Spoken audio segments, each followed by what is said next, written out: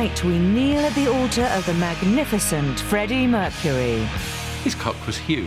Lead singer of Queen and one of the greatest rock and roll showmen ever. Freddie used to say, oh, it's just my tool there, it's part of my rise to fame. An outrageous international party animal. He had sex with both men and women. And a legendary lord of excess. He was a sex god. A man who brought pleasure to millions. Yeah, a really good time in bed.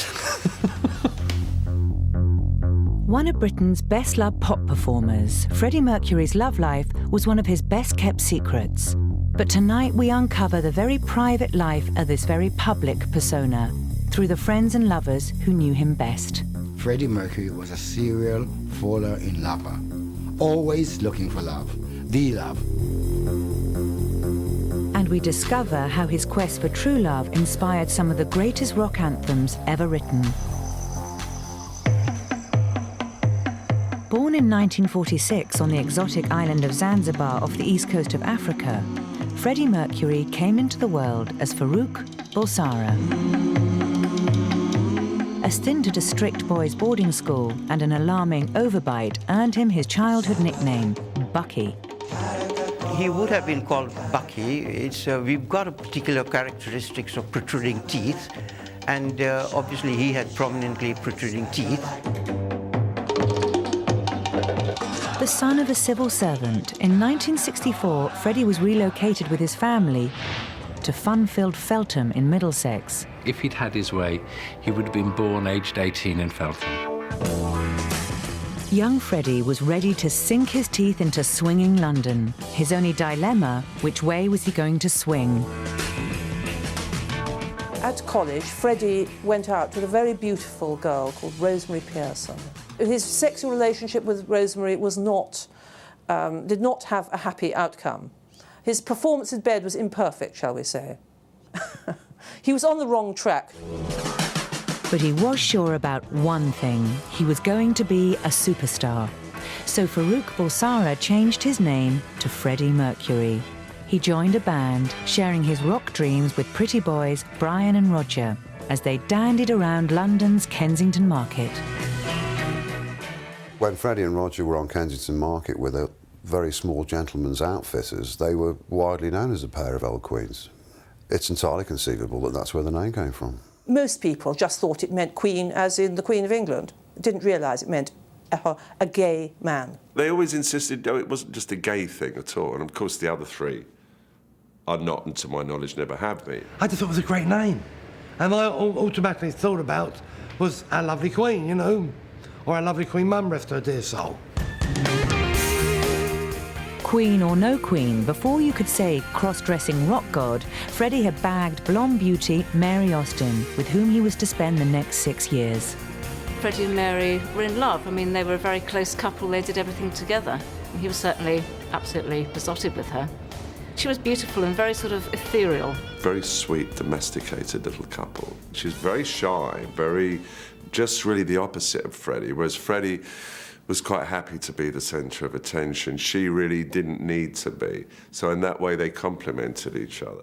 They appeared to be a normal, happy couple who got on well and, as far as I knew, slept together.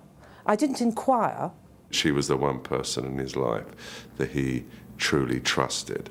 So she was a soul sister. He was her dream, and she was his foundation. And Mary, of course, was the breadwinner. I believe he was in love with Mary. The only problem with Mary was that she was a girl. But yeah, he was always looking at guys. He was always looking, and you know, I never saw him pull a guy. I think looking for sex. The love he had for Mary. He would say, oh, look at him, and look at him, and look at that one over there, and him, oh, look at that builder, look at that, you know. He used to like a big sort of, you know, builders and things, and muscle men. I don't know why he ever fancied me. As Queen's record company plugger, Eric Hall was concerned about their chart position.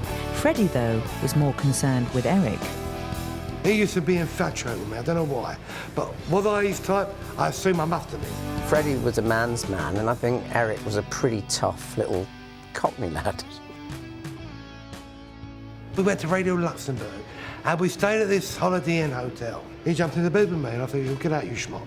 And he did, but he insisted and wouldn't leave my room until he just sat there holding my hand for 20 minutes. Just, can I hold something? So I thought, well, I'll try the hand, but... It was Freddie's frustration over his pug-faced plugger that, according to Eric, inspired Queen's breakthrough hit, Killer Queen. He told me that song was about me. He said to me, I'm the Queen, Eric, and you're killing me, I can't have you.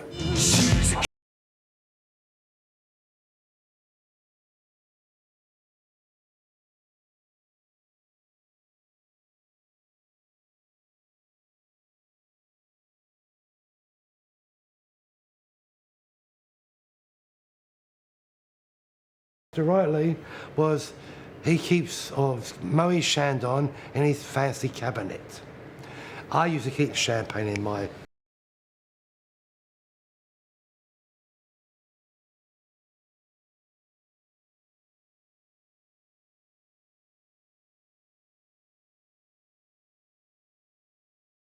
...the perms hair, like Marie Antoinette. But, you know, they're top of the pops, Killer Queen. With me, I inspired that song because he fancied me, you know.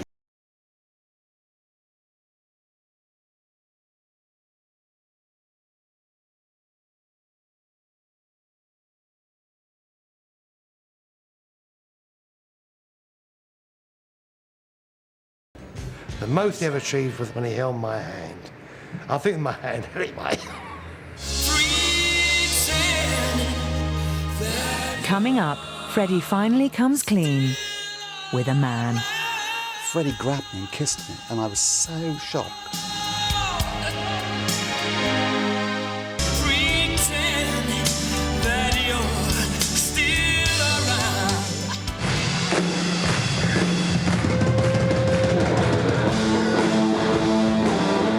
It's 1975 and Queen are hitting pop pay dirt. Freddie Mercury appears to be happy with his living girlfriend Mary Austin, but things are about to change.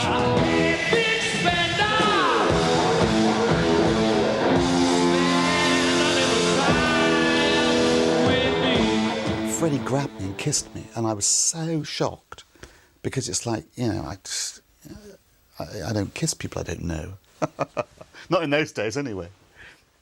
And I thought that's a very odd thing to do, actually, because I had no idea that, you know, he may have been gay or might have, or was. David Minns was an openly gay 25-year-old record company executive when he began his 3-year relationship with Freddie Mercury. Let's get this straight, OK? He pursued me. Freddie was incredibly sort of obsessive about people. You know, he just wouldn't leave you alone. He was very sweet, and I just thought, you know, very nice guy, you know, why not? Having breached David's defences, Freddie embarked on his first fully-fledged gay love affair. Freddie was a highly sexy individual. He just sort of latched onto you. In a nice way, I don't mean, like, you know, get off me, sort of thing, but he just was very tactile, and he just couldn't help himself. Freddie was quite a good snugger, but you have to realise the teeth sometimes got in the way. Was Freddie good in bed? Yeah, of course he was. There was just one barrier to the boy's happiness: his girlfriend. Freddie had told me that, you know, he shared a flat with Mary, and that, you know, it wasn't, you know, a relationship. One night we went back with Mary to Holland Road. It suddenly occurred to me, hang on, there's one bedroom. I started to put two and two together, that, you know, there was a little more to the Mary and Freddie relationship than he had been able to tell me. He was cheating on her. Bohemian Rhapsody was to be Freddie's 7-minute musical masterpiece. The song and its groundbreaking video were in 3 separate acts, which encapsulated his personal turmoil. If you look at the video and the way Bohemian Rhapsody is written in its totally separate parts, not really a mixture of parts, it's 3 parts. That would describe Freddie's life at that time. He was living with Mary.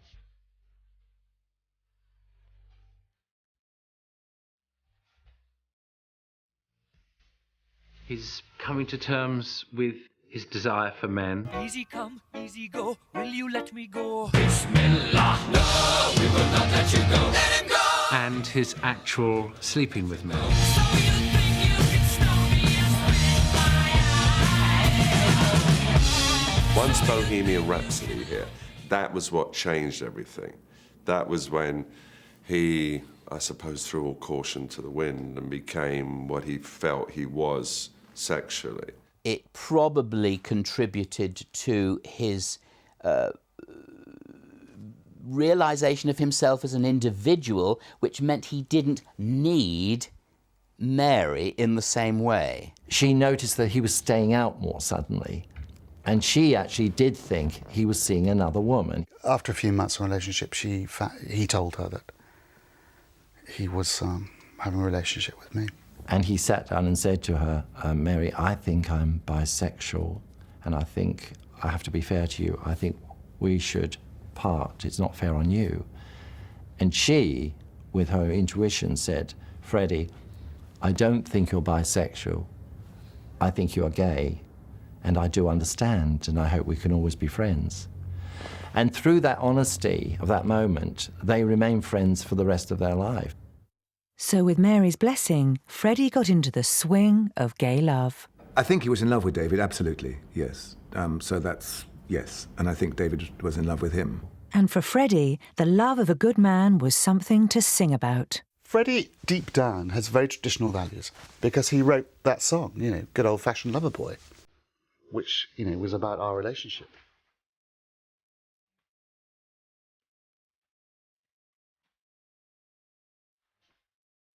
He wrote that song about him, you know, dressing up and getting himself, you know, organised. And he was courting, he was wooing me. You know, that was all part and parcel of his performance.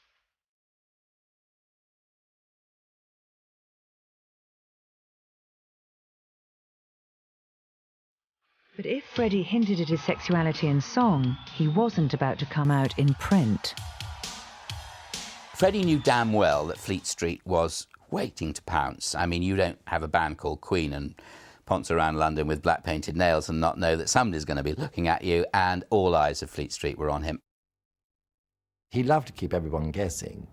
It was confused even more because he would still take Mary to functions with his boyfriend, and so the press were completely confused. I don't think Freddie ever once categorically denied being gay or categorically said, yes, I am. There was this obsession with Fleet Street. Is he gay or not gay? And the question came, and it was basically, who do you sleep with then, Freddie? But he said something like, oh, I sleep with girls, boys, and cats as well. And do you know, from that moment on, they left him alone. Freddie didn't feel he had to answer this. He said it's all there in the songs and in my performance. If they don't know, he said they're quite successful, and that he found that so many people were attracted to him, and they were very attracted to him, I mean, girls and boys, that he realised he could basically have anything he wanted sexually. And that wasn't exclusively his boyfriend. Clearly he was having flings with other people, you know, obviously he was.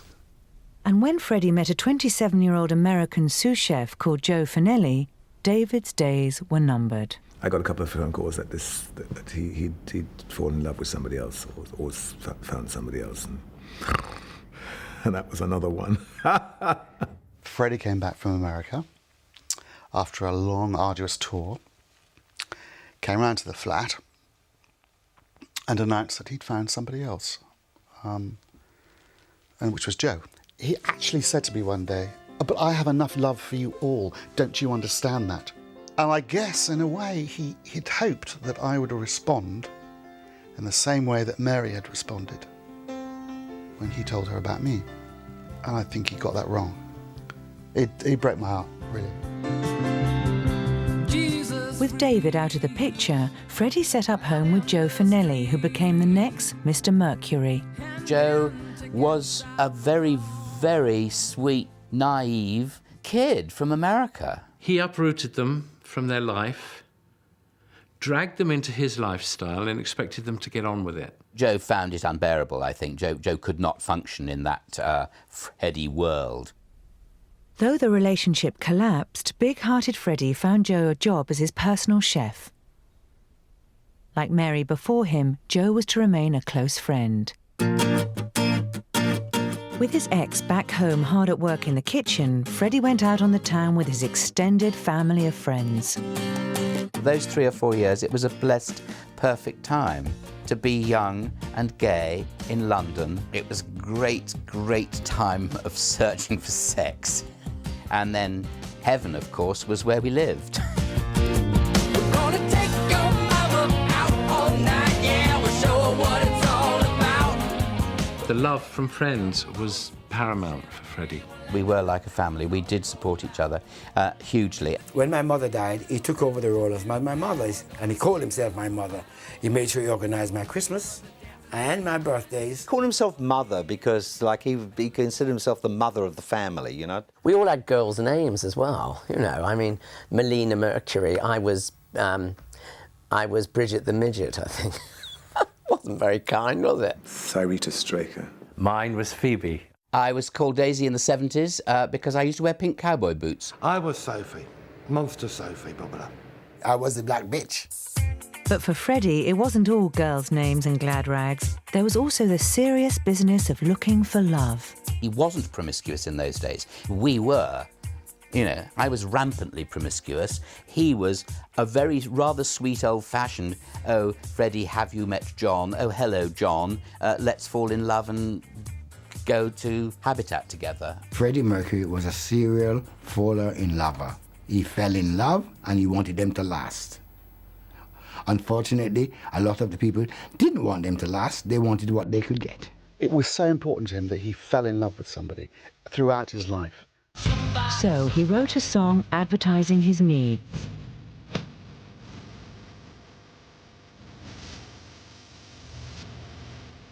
And took to wearing leotards to advertise his assets. Freddie was a left dresser. As evident in videos, footage, whatever. And never any padding in the pouch. I guarantee that. No, he didn't need any padding. His cock was huge. It was the envy of many and the pleasure of many. Freddie used to say, oh, it's just my tool, dear. It's part of my rise to fame. Freddie was to discover that international fame, extraordinary wealth, and his enormous talent couldn't buy him the one thing he desired, a lasting, loving relationship. Freddie did not need love for sex. Sex he could have all day, every day.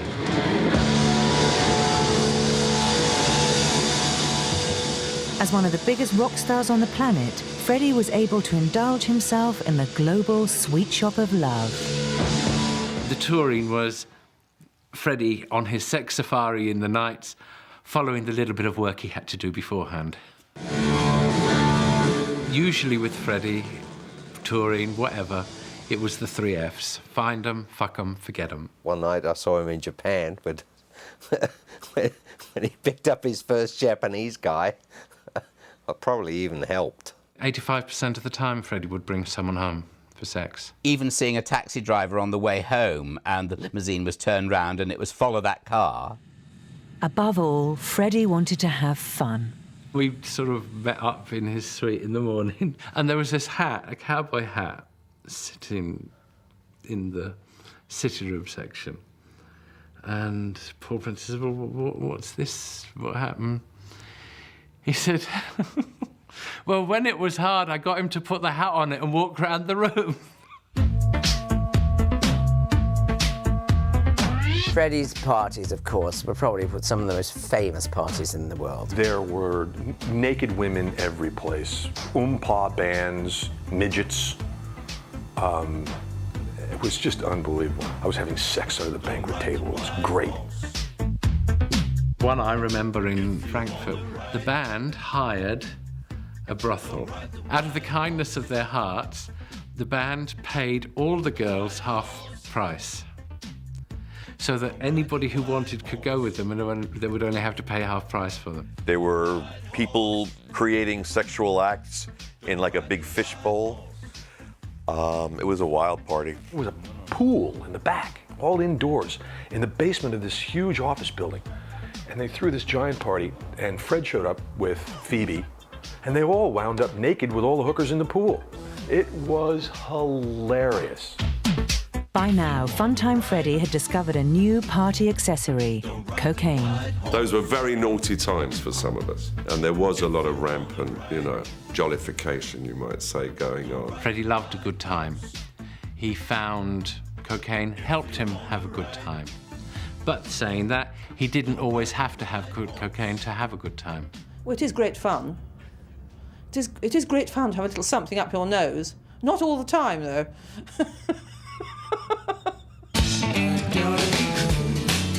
Freddie continued to indulge himself with a tongue-in-cheek new sound in this mock macho pop video.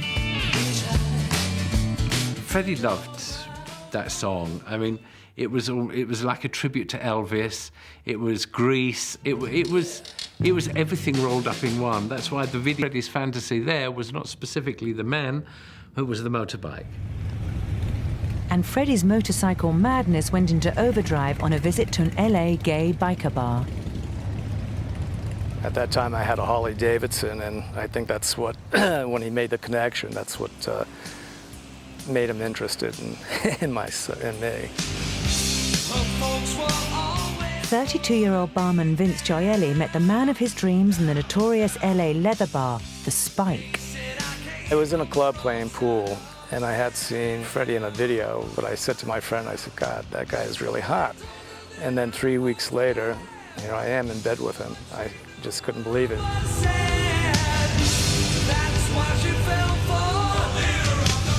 I was a biker man at that time. There was this, for Freddie, total vision of a man working behind the bar. It was, macho, and we didn't wear shirts behind the bar. We were bare-chested and kind of buffed. I was attracted to Freddie, the dark hair, beautiful eyes. We were physically attracted to each other.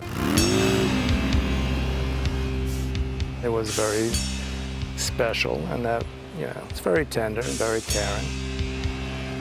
For Vince, it was his first ride with a rock star. Yeah, I'm Joe Schmo from New York, and I meet a rock star, and go to his birthday party, and it's like, wow, what am I doing here? Then Freddie asked him if he would come away. Because Freddie really, really liked the guy. I was sitting, and he came from behind and put his hands on my shoulders, and he asked me to go on tour with him. I couldn't do that. That wasn't what I wanted. It wasn't, where would it have led for me, I never became Mr. Mercury or Mrs. Mercury. He always looked fondly at the photographs, and he always would remember the good times that they had. So it was like a highlight in my life, definitely.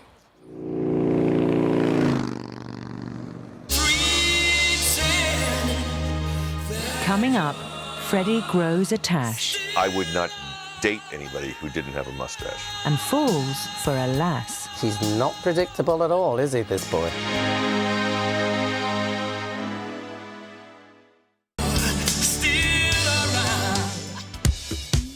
By 1980, Freddie Mercury's tireless pursuit of true love and great sex had led him to the gay Mecca, New York.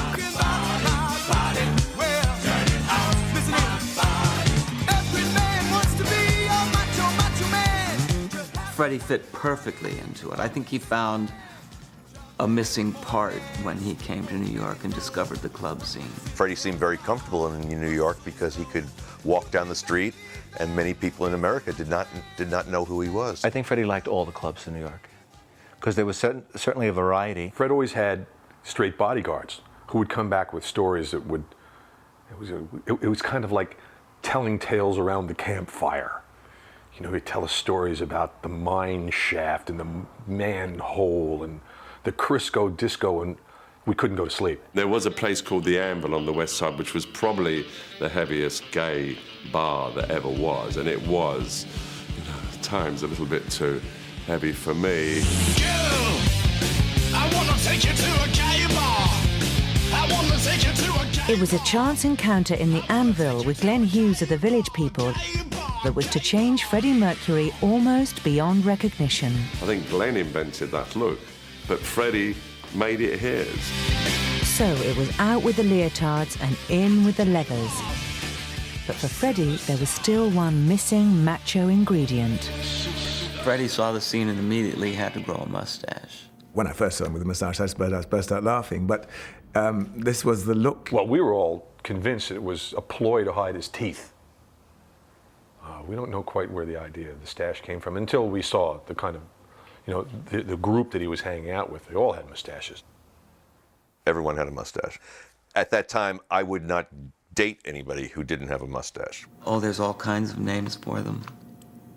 There's a really rude name, Flavor Saver, it was called. I really thought the moustache was absolutely ghastly, and it was even I knew that he was become what is known as a gay clone. Look at me, I got a case of body language. Body language was one of the videos nearest to fulfilling sort of the sexual fantasy for Freddie. In Body Language, gone with the sexually ambiguous lyrics of the 70s, now Freddie was just screaming out for some steamy man sex.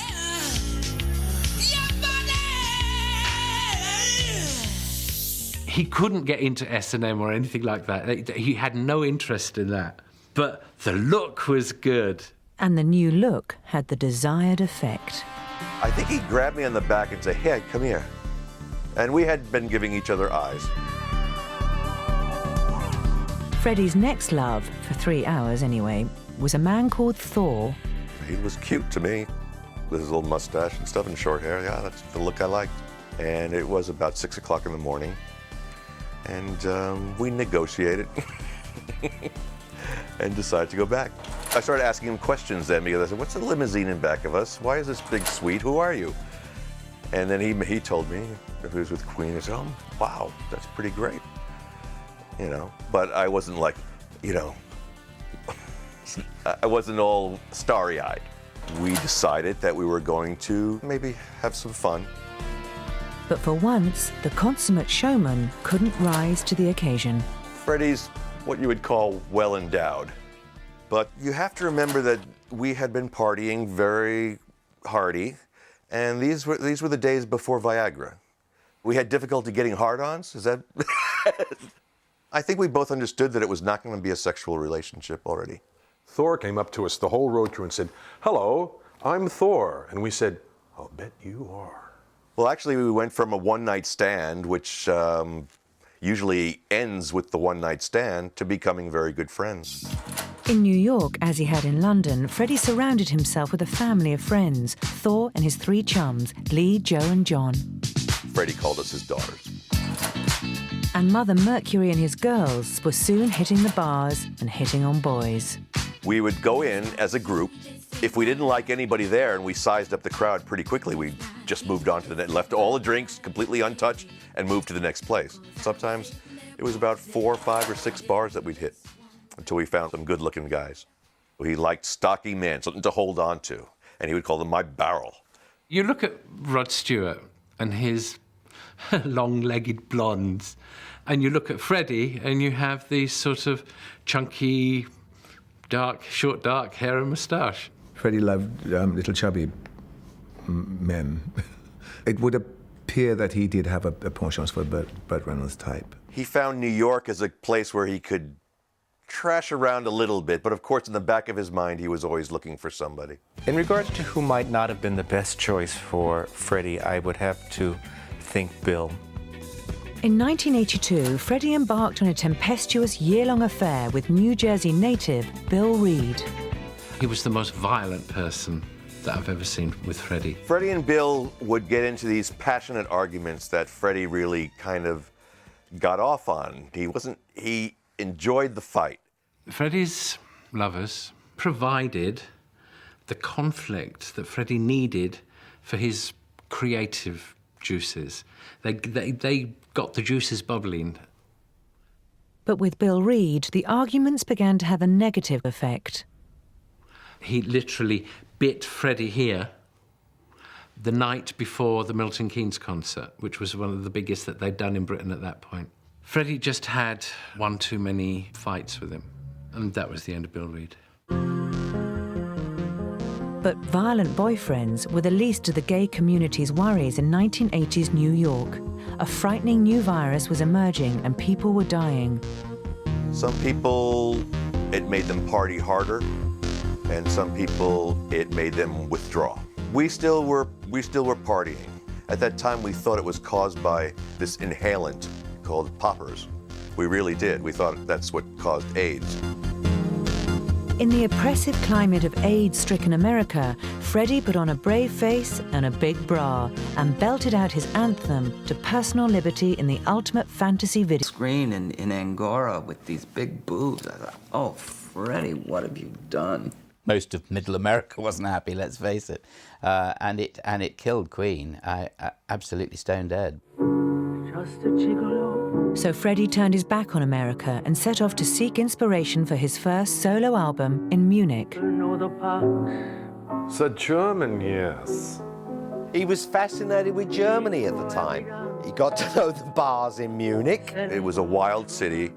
There were lots of very campy people, and he fell into a new group of friends. However, this time it wasn't a man with facial hair who was about to turn Freddie's head. I heard that Freddie was with a woman, and so I thought, well, there you go. He's not predictable at all, is he, this boy? The late, great Barbara Valentine was Germany's answer to Brigitte Bardot. She was to become the first female love interest in Freddie's life since Mary Austin. I was told he just met this fantastic woman who was just larger than life. Barbara was just voluptuous. God, I wanted her. Barbara was very outrageous. She was the queen of Munich. It was almost like he enjoyed being with somebody who had a wilder reputation than him. Barbara loved him, Freddie loved her, and it was a big love between both. I know they were in love. I mean, I know what my mother was in love with him, because she said so. I think their relationship was very close and very intense. They really liked the conflict. They were talking and shouting and arguing, and then they were in their arms again, and it was always very lively. They had the most intense, loving relationship. I know 100% that they shared a bed on numerous occasions. But in that I wasn't sitting in the room, I cannot tell you yes or no sex happened. If it had, Freddie could not have been quiet about it. If he wouldn't be homosexual, maybe they are married. It's maybe possible. I think Freddie was the love of her life, yes. Freddie penned a love song to the buxom Barbara and featured her in his most outrageous video to date.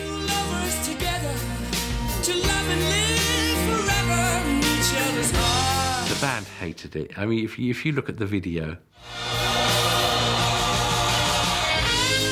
and you can see exactly what Roger is saying to John.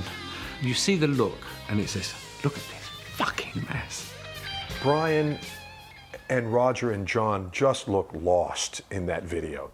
Even the usually compliant members of Queen weren't prepared to indulge all Freddie's fantasies. We used to have these production meetings before large Queen tours. And Fred one day came in and he was very enthusiastic. He said, darling, in my Fred, I've got this fabulous idea. I want to have a huge cock and balls, and I want to ride it on a wire from the back of Wembley Stadium over the head of the crowd, and the curtains open and there's a giant pair of lips, and the dick and balls go right into the lips. And everybody thought, this is it. This is going to be the greatest thing in the history of mankind. And he said, yes, and I want a huge mustache over the lips. And there was a long silence, and that's the last we ever heard of the Dickmobile. Fortunately for Freddie, broad-minded Barbara, like Mary before her, was able to accept him for what he really was, and she was happy to play second fiddle when Freddie met 33-year-old Austrian restaurateur Winnie Kirchberger. Winnie was built like a German tank. He was muscular. Burt Reynolds type. Winnie didn't speak a word of English. Freddie doesn't speak a word of German. There's only so much you can do with sign language. I suppose Barbara Valentine must have been in between there, sort of translating. Winnie provided Freddie with good sex, and he provided him with the fight. They had huge arguments. I mean, Munich knows about their arguments. But even with Barbara's support, there was only so much of Winnie that Freddie could take. He needed a fresh input, maybe a fresh lover. I'm Jim, commonly known as Freddie's gardener, privately, his boyfriend. On a flying visit to London, Freddie met 36-year-old Jim Hutton, who didn't instantly fall for his silver-tongued charms. This guy looked at me and just said, out of the blue, "How big is your cock?" Well, I was later discovered during the course of the evening it was Freddie Mercury. And Jim had all the necessary qualifications to become the next Mercury man. It was a comment that Freddie made, that I looked like Burt Reynolds. I wouldn't say I fancied him. I think basically, I suppose, first night was just more like a one-night stand. Even though nothing explicit had happened. I thought no more of it. It's one of the very few instances where Freddie would not accept rejection. I had a phone call out of the blue while I was preparing dinner. And it was Freddie. But Freddie was still living in Munich, and he was still with Winnie. I do remember my first weekend being invited to Munich and to discover that Freddie had a boyfriend there. I think the whole plan was, in a way, that it was to make his boyfriend jealous. I actually gave Freddie an ultimatum. You make a choice. You know, what you want in life. You want him, you want me. Decision time. It worked out, basically. He actually wanted me. So I spent the weekend with Freddie, obviously, for that weekend. Yeah, we had a good time in bed. Freddie was a very, very good lover. Yeah, he was romantic. It wasn't just like, I suppose, a wham bam, thank you, ma'am. Away you go. There's a lot of emotion there. Freddie was very excited about Jim. They had the physical attraction to each other, which was an important base for this relationship. But they also were able to talk to each other.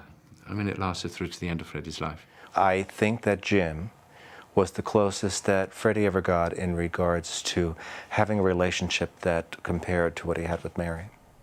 With his new lover waiting in London, Freddie was finally ready to fly home.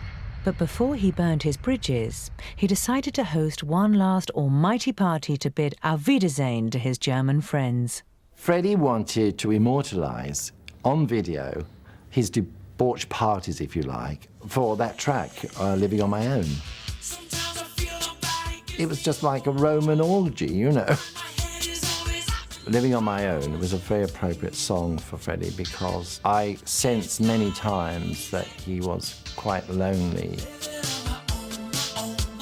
And of course he was showing off his new boyfriend Jim Hutton, who didn't realise he was to have a starring role in the video. It was only actually when Freddie got the rushes back to Garden Lodge and he pointed out to me and said, "Look, there's you." I went, "Where?" "There." I said, "Oh my God." Coming up, Freddie has a soak, Every night's a party in Molino. a poke, and a house full of blokes. Jesus Christ, there were like 5 lovers in the house.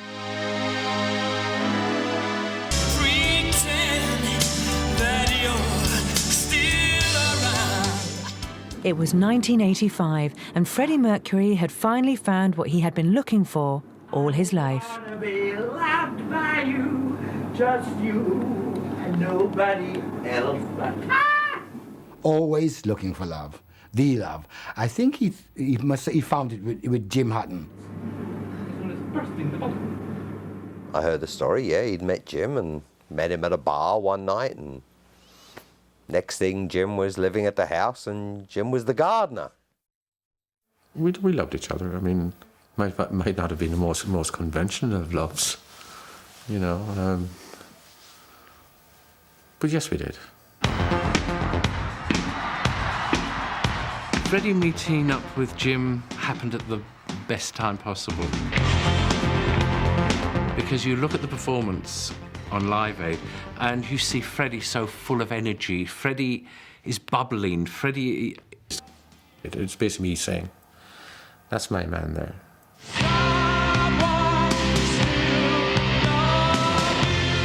The Queen of Camp Rock was back on his throne, and he set up a new royal residence in Kensington. What I think was the greatest love of Freddie's life was Garden Lodge. Well, she's got a video on there. Garden Lodge and Jim.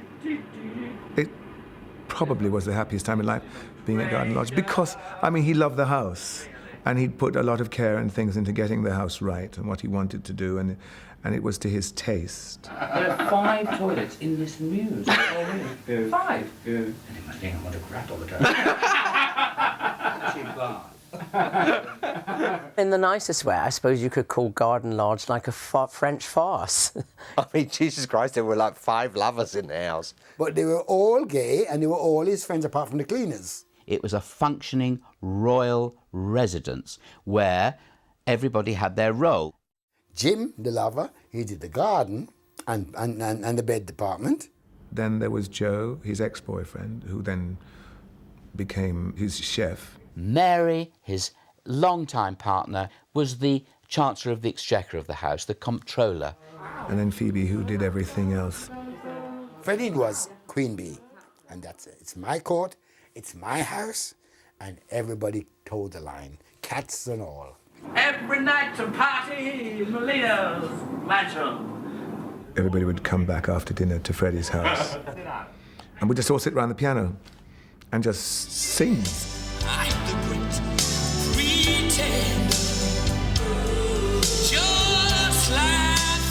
The Great Pretender was the chance for Freddie to put his life down on tape. You look at it and it goes through the whole gamut of Freddie Mercury. It shows Freddie as the Great Pretender, which is what he'd done all of his professional life. Everything on film is a pretense. And nobody knew the real Freddie.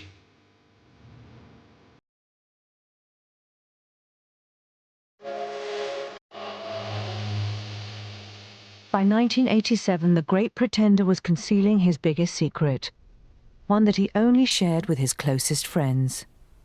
When he told me that he'd been diagnosed, that he had AIDS, that he had full-blown AIDS, he just basically said to me at the time, he said, listen, if you want to go, if you want to leave now, I'll understand. And I think I said words to the effect, well, I said, Freddie, I hope you'll understand that I love you. I'm not leaving. I saw Fred a bunch of times, and I knew something was terribly wrong. But we were all told it was a liver disease.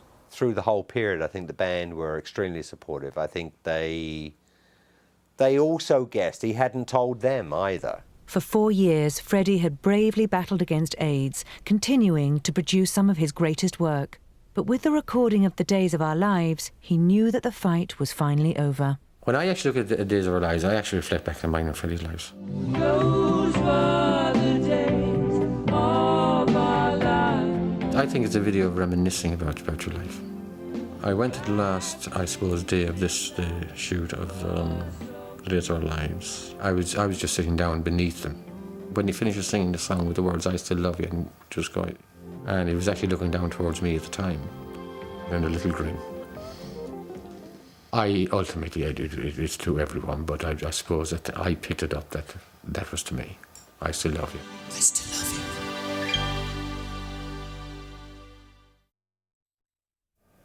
He died in my arms. I mean, we were, you know, I just looked at him and said, he's gone. I mean, we looked at each other and we knew he'd gone. Freddie was dead. Our best friend had died.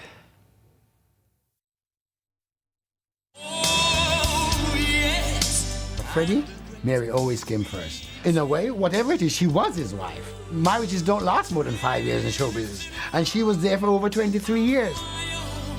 People stayed with Freddie. I was one who didn't. Probably the only one of any lasting relationship who didn't stay.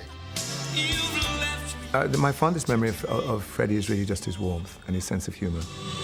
The lovers came and the lovers went, But the friends, they stayed, and they were there to the end. Freddie, where have you been? And get back here now. We love you. Love you, Freddie.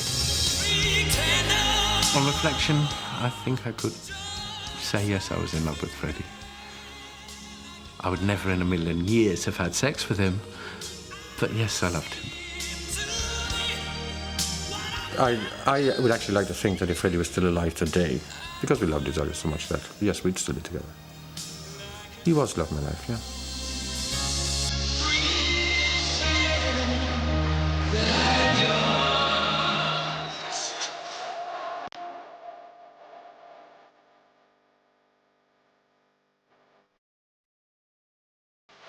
To everybody here and all the viewers, cheers! Good night, everybody.